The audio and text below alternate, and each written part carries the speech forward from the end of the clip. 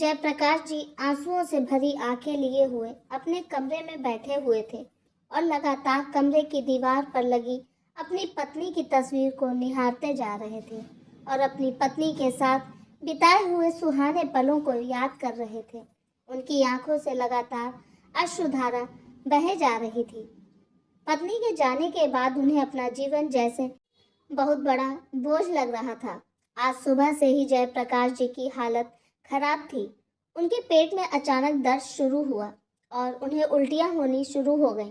शायद बासी खाना खाने के कारण उन्हें एसिडिटी हो गई थी। आज उनका बेटा विशाल भी जल्दी ऑफिस चला गया था। जयप्रकाश जी ने अपनी बहू को कहा, बहू जरा विशाल को फोन लगाकर घर बुला ले। मेरी हालत कुछ ज्यादा ही खराब लग रही है। शरीर में जैसे जान ही नहीं रही। जयप्रकाश जी के इतना कहने की देर थी कि बहू सुनीता तो जैसे उन पर चिल्लाने को तैयार थी। बाबूजी, आपको तो और कुछ काम है नहीं सिवाय मेरे पति के खर्चों को बढ़ाने के। ऑफिस गए हैं वो, और आपके लिए ऑफिस छोड़कर तो नहीं आ सकते ना। कितनी बार कहा है जितना खाना पचे उतना ही खाया करो। खाने में तो आप किसी चीज का परहेज करते नहीं। सारा दिन मुंह चलता रहता है आपका।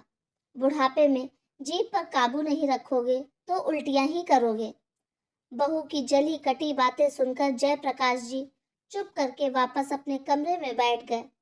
बैठे बैठे उन्हें याद आया कि जब भी उनका पेट खराब होता था या कभी उल्टी होती थी तो उनकी पत्नी कमला उन्हें पानी में नींबू और काला नमक का शरबत बनाकर दिया करती थी, जिसे पीकर उन्हें राहत मिल जाती थी। शरबत बनाने के लिए जयप्रकाश जी ने अपनी पोती प्रिया को आवाज दी और थोड़ा सा नींबू पानी बनाने के लिए कहा। प्रिया ने ही दादाजी के लिए नींबू पानी बनाया और दादाजी को दिया। नींबू पानी पीकर जैसे ही गिलास रखने लगे तो कमजोरी के कारण कांपते हाथों से पानी का गिलास नीचे गिरा और टूट गया। जैसे ही सुनीता ने गिलास टूटने की आवाज सुनी, वह दौड़ी दौड़ी रसोई घर में आई। अब तो बाबूजी की खैर ही ना थी। सुनीता ने बाबूजी पर तानों की बौछार कर दी। जानते हैं कितना महंगा गिलास था? आप तो कमाते हैं नहीं, वगैरह वगैरह। उसका एक एक शब्द बाबूजी के दिल में तीर की तरह चुभ रहा था। अब दोपहर के 3 बजने को आए थे और उल्टियों की वजह से बाबूजी का पेट बिल्कुल खाली हो चुका था और उन्हें बहुत जोर से भूख लग रही थी। लेकिन बहू से कहने की उनकी हिम्मत नहीं हो रही थी, तो खुद ही उठे और रसोई में खाना डालने लगे। खाना लेकर अपने कमरे की तरफ बढ़े ही थे कि सुनीता ने रास्ते में ही उन्हें टोका और बोली, यह क्या बाबूजी, अभी तो आपको उल्टियां हो रही थी और इतनी जल्दी आपको भूख भी लग गई। आपको क्या दिख नहीं रहा कि आपकी उल्टियों की वजह से कितनी गंदगी फैल गई है? जाइए और पहले वह गंदगी साफ कीजिए। कहते हुए सुनीता ने बाबूजी के हाथ से खाने की प्लेट छीन ली। भूख प्यास से तड़पते हुए जयप्रकाश जी केवल बहू की तरफ देखते ही रह गए। सुबह से शाम हो गई लेकिन जयप्रकाश जी के मुंह में रोटी का एक निवाला तक न गया। शाम को जब उनका बेटा विशाल घर पर आया तो उसने पूछा, बाबूजी क्या बात, आपकी तबीयत ठीक नहीं लग रही?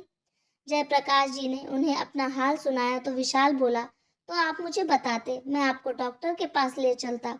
बेटा, वो बहू कह रही थी कि जैसे ही जयप्रकाश जी कुछ बोलने को हुए तभी उनकी बहू सुनीता उनकी तरफ देखकर घूरने लगी। जयप्रकाश जी वहीं चुप हो गए। बाबूजी, आप कुछ कह रहे थे, बोलिए ना, क्या बोलना चाहते थे आप? विशाल ने अपने बाबूजी से जानना चाहा। बेटा, मैं वो कह रहा था कि मेरी दवाई खत्म हो गई है। जब तुम कल शाम को ऑफिस से आओगे तो लेते आना। अरे बाबूजी, आपकी दवाई तो मैं 2 दिन पहले ही ले आया था। मैंने सुनीता को दे दी थी। सुनीता, तुमने बाबूजी को दवाई क्यों नहीं दी? विशाल ने अपनी पत्नी को आवाज लगाते हुए कहा। सुनीता दौड़ कर आई और बोली, जी मैं वो काम में भूल गई थी, अभी लेकर आती हूँ। बाबूजी ने मुझसे तो पूछा ही नहीं।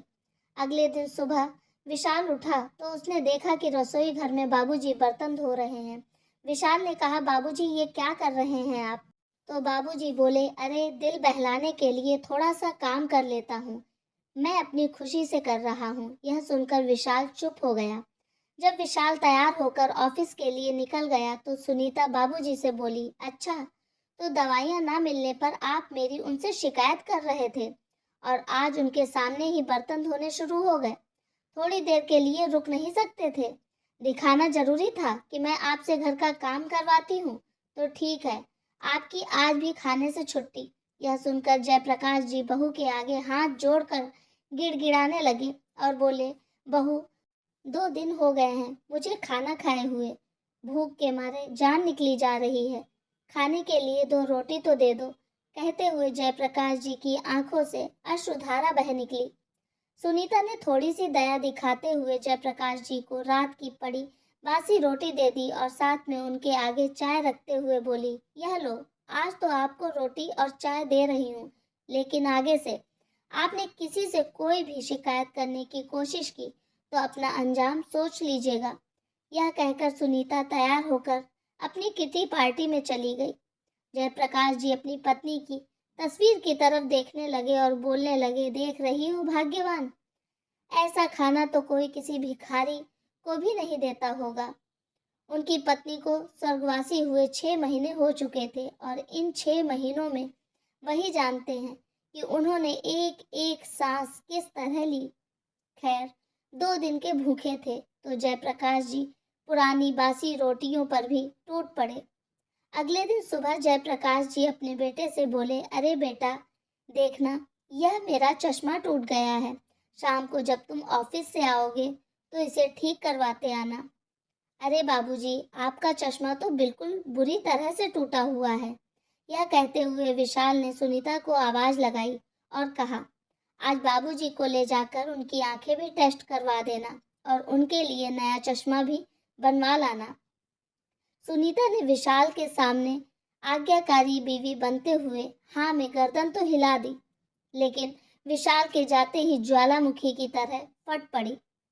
बाबूजी, आपको चैन नहीं आता क्या? रोज कोई ना कोई नया खर्चा लेकर बैठ जाते हो। अरे बहू, मुझे आंखों से कुछ नजर नहीं आ रहा था, इसलिए मैंने विशाल से कह दिया। वैसे तो तुम भी जानती हो कि मैं कोई फालतू का खर्चा नहीं करता हूँ। जयप्रकाश जी डरते डरते बोले, अच्छा, कह तो ऐसे रहे हैं जैसे सारा दिन ऑफिस में बैठते हो और काम करते हो, जिसके लिए आपको चश्मे की जरूरत है। सारा दिन तो आप घर में पड़े हैं और रोटियां तोड़ रहे हैं। एक बात ध्यान से सुन लीजिए, अगर 2 वक्त की रोटी खानी है तो चुपचाप अपने कमरे में पड़े रहिए। मैं तो परेशान हो गई हूँ। अगर रोज रोज यही चलता रहा तो देख लेना, एक दिन वृद्धाश्रम भेज दूंगी, फिर मुझे मत कहना। जयप्रकाश जी की पोती प्रिया अपनी माँ के मुंह से रोज रोज यह बातें सुन रही थी। वह माँ के पास आई और बोली, माँ, आप दादाजी के साथ इस तरह से क्यों बोलते हो? पापा के सामने तो आप उन्हें कुछ नहीं कहते। यह सुनते ही सुनीता ने प्रिया के मुंह पर एक जोरदार थप्पड़ जड़ दिया और बोली, किसने सिखाई तुम्हें यह बातें? खबरदार, आज के बाद अपने दादाजी के पास बैठी तो। बहू की बातें सुनकर जयप्रकाश जी का कलेजा तो जैसे छल्ली ही हो गया था। रोज रोज की इस जिल्लत भरी जिंदगी से जयप्रकाश जी की सहनशीलता जवाब देने लगी थी। वे अपने बेटे को सब कुछ बता देना चाहते थे, लेकिन केवल यही सोचकर चुप कर जाते थे कि वे अपने घर में झगड़े का कारण नहीं बनना चाहते और बेटे बहू का परिवार नहीं तोड़ना चाहते। जयप्रकाश जी बहुत सोच विचार में डूब चुके थे। क्या करूं, किससे कहूं? इन सब बातों का जवाब वह नहीं ढूंढ पा रहे थे। वे जानते थे कि अगर उन्होंने बेटे को सारी बात बताई तो वह बहू को नहीं छोड़ेगा। एक दिन जब विशाल अपने ऑफिस चला गया और प्रिया अपने स्कूल चली गई तो सुनीता भी तैयार होकर अपनी किटी पार्टी के लिए निकल गई। तो बहुत सोच विचार करके जयप्रकाश जी बिना किसी को बताए घर से चले गए। उनकी आंखें आंसुओं से भरी हुई थीं। बहू के द्वारा कहा गया एक एक शब्द उनके कानों में गूंज रहा था। सुनीता जब ऑफिस आई तो देखा बाबूजी घर पर नहीं थे। उसने सारे कमरे छान लिए, सब जगह देख लिया, लेकिन बाबूजी कहीं नहीं मिले। अरे आखिर बिना बताए कहाँ चले गए बाबूजी? आज आने दो घर उनको, आज उनकी खैर नहीं। ज्यादा मनमानी करने लगे हैं, सबक तो सिखाना ही पड़ेगा। लेकिन देखते देखते शाम हो गई। प्रिया भी घर पर आ गई और विशाल के आने का भी समय हो रहा था, लेकिन जयप्रकाश जी का कोई अता पता नहीं था। और उधर सुनीता डर के मारे कांपने लगी थी, क्योंकि विशाल तो आते ही बाबूजी से मिलने उनके कमरे में जाते थे।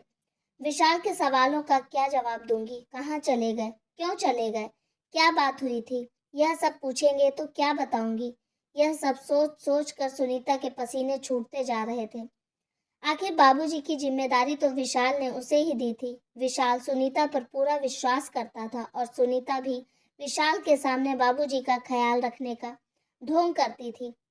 लेकिन उसे सुनीता की असलियत का पता नहीं था। पर आज पोल खुलने वाली थी। कुछ देर बाद जब विशाल ऑफिस से आया तो वह बाबूजी के कमरे में गया और बाबूजी के ना मिलने पर सुनीता से उनके बारे में पूछा। सुनीता कांपते हुए बोली, वो आज बाबूजी पता नहीं सुबह से ही कहाँ चले गए। क्या मतलब है तुम्हारा? क्या तुम घर पर नहीं थी? नहीं, मैं वो किटी पार्टी में गई थी। विशाल गुस्से में लाल हो गया। तुम और तुम्हारी किटी पार्टी। अगर मेरे बाबूजी को कुछ हो गया तो मैं तुम्हें छोड़ूंगा नहीं। तुमसे तो मैं बाद में निपट लूंगा। कहते हुए विशाल बाबूजी को ढूंढने के लिए बाहर निकल पड़ा। विशाल ने बाबूजी को आस पड़ोस में खोजा। जैसे ही पड़ोसियों को पता चला कि बाबूजी अपना घर छोड़कर निकल गए हैं, तो उन्होंने चुप रहना उचित नहीं समझा। उन्होंने सुनीता की सारी पोल खोल दी कि कैसे सुनीता बाबूजी से काम करवाती थी और बर्तन साफ करवाती थी और बदले में उन्हें खाने के लिए 2 वक्त की रोटी भी उससे ना दी जाती थी। यह सुनकर विशाल पर तो जैसे कोई पहाड़ टूट पड़ा। उसे वो पल याद आने लगे जब बाबूजी उसे कुछ कहना चाहते थे पर कहते कहते बीच में रुक जाते थे। शायद सुनीता के डर के कारण ही बाबूजी कुछ बोल ना पाते थे। कितना अनजान और कितना लापरवाह था मैं, जो मैंने सुनीता पर आंख बंद करके विश्वास किया और अपने बाबूजी की भावनाओं को समझ ना सका। कहते हुए विशाल बाबूजी की खोज में दौड़ने लगा। अचानक उसे ख्याल आया कि बाबूजी अपने गांव जाने के लिए निकले होंगे और हो ना हो वह रेलवे स्टेशन पर ही मिलेंगे। विशाल दौड़ते दौड़ते रेलवे स्टेशन तक पहुंचा, लेकिन वहां जाकर भी उसे बाबूजी कहीं ना दिखे। वह थक हार कर प्लेटफॉर्म पर बैठ गया और सामने ही देखा कि बाबूजी भी प्लेटफॉर्म पर ही बैठे हुए थे और लगातार आंसू बहा रहे हैं। उन्हें रोता देखकर विशाल को अपने दिल पर 100 झुर्रियां चलने बराबर दर्द महसूस हुआ। जो बाबूजी कभी आत्म स्वाभिमान के साथ रहा करते थे, वह आज मेरे कारण इस अवस्था में पहुंच गए हैं। विशाल भागकर अपने बाबूजी के पास पहुंचा। बाबूजी को देखकर उनके गले लग पड़ा और फूट फूट कर रोने लगा। बेटे को देखकर जयप्रकाश जी भी अपने आप को संभाल ना पाए और अपने दिल का गुबार बेटे के आगे उन्होंने खाली कर दिया।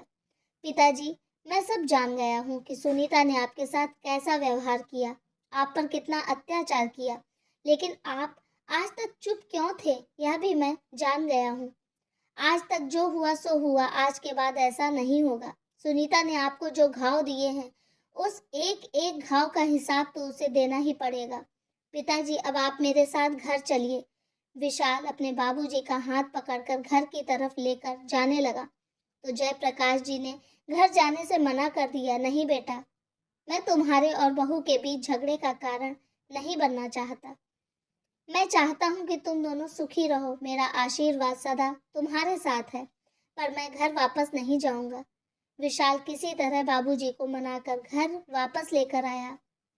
घर आते ही सुनीता को देखकर विशाल का खून खौल गया। विशाल ने सुनीता से कोई सवाल नहीं किया, ना ही उसे कुछ बोलने का मौका दिया। आते ही उसके मुंह पर 4 थप्पड़ जड़ दिए। आज ये नज़ारा उनके पड़ोसी भी देख रहे थे, पर किसी ने आकर विशाल को नहीं रोका।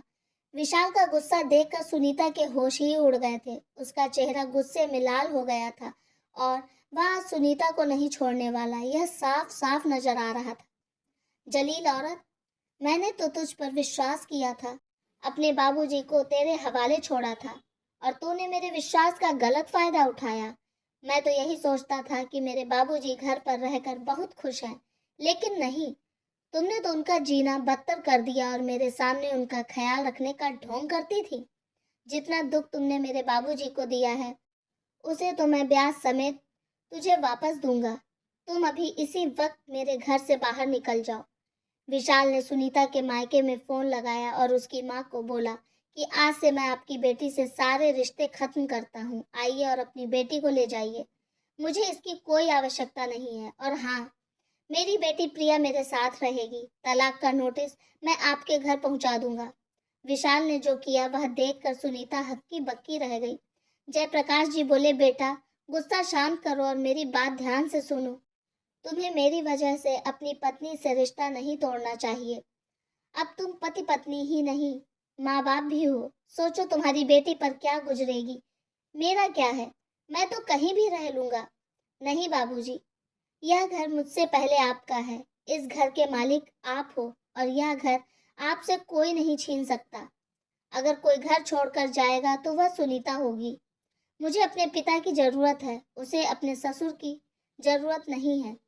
इसलिए वह घर छोड़कर जा सकती है। यह कहकर विशाल ने सुनीता के कपड़े बैग में पैक करने शुरू कर दिए। सुनीता जोर-जोर से रोते हुए बाबूजी के पैरों में गिर पड़ी और माफ़ी मांगने लगी। बाबूजी, मुझे बहुत शर्म आ रही है। मैंने आपके साथ बहुत बुरा व्यवहार किया। यह भी नहीं सोचा कि माँ के जाने के बाद आप कितना अकेला महसूस करते होंगे। आज मैं अपने किए पर बहुत शर्मिंदा हूँ। आज सुनीता उन्हीं बाबूजी से अपने किए कर्मों की माफ़ी मांग रही थी, जिनके साथ कभी नौकरों की तरह व्यवहार करती थी। जयप्रकाश जी बहू से बोले, बहू, विशाल मेरा इकलौता बेटा है और मैं उसके जीवन में कभी दुख नहीं देखना चाहता। जो हो गया सो हो गया। लेकिन मैं अपने बेटे का घर टूटते हुए नहीं देखना चाहता। इसलिए मैंने तुझे माफ़ कर दिया है। देख निर्लज, मेरे बाबूजी का दिल कितना बड़ा है। तूने इन पर कितने जुल्म ढाए, फिर भी इन्होंने तुझे माफ़ कर दिया। उस दिन से बहू के व्यवहार में ज़मीन आसमान का परिवर्तन आ गया। अगले दिन सुनीता बाबूजी के कमरे में आई और बोली, बाबूजी, आपकी चाय। चाय रखकर सुनीता ने बाबूजी का आशीर्वाद लिया। आज बाबूजी अपनी पत्नी की तस्वीर के सामने सुकून से बैठे थे और खूब सेवा करवा रहे थे। आज उनकी सारी चिंताएं दूर हो गई थीं। उनकी पत्नी की मृत्यु के बाद आज पहली बार ऐसा हुआ था कि वह सुकून की सांस ले पा रहे थे और यही दुआ कर रहे थे कि भगवान हर माता-पिता को विशाल जैसी औलाद दे। आपको ये कहानी कैसी लगी? हमें कमेंट में ज़रूर बताएं। चैनल पे नए हों तो प्लीज़ सब्सक्राइब करें मेरे चैनल को। Thank you.